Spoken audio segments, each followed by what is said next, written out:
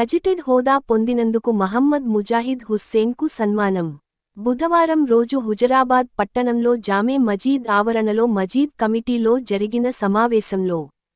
తెలంగాణ వాణిజ్య పన్నుల శాఖలో డిప్యూటీ స్టేట్ ట్యాక్స్ అధికారి మహమ్మద్ ముజాహిద్ హుస్సేన్ను గజిటెడ్ హోదా పొందిన సందర్భంగా మహమ్మద్ ముజాహిద్ హుస్సేన్కు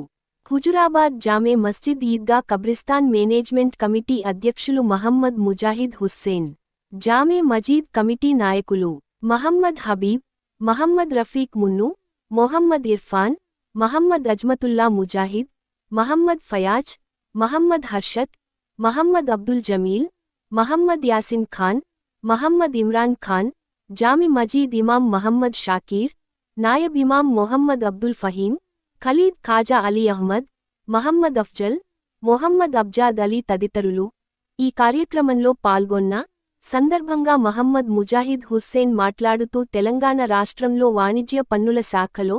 పనిచేస్తున్న డిప్యూటీ స్టేట్ ట్యాక్స్ అధికారులైన ఏసీటీఓ 537 మందికి గజిటెడ్ హోదా కొరకు 10 సంవత్సరాలు పోరాటం చేసి ఏసీటీఓలకు గెజిటెడ్ హోదా దక్కడానికి కృషి చేసిన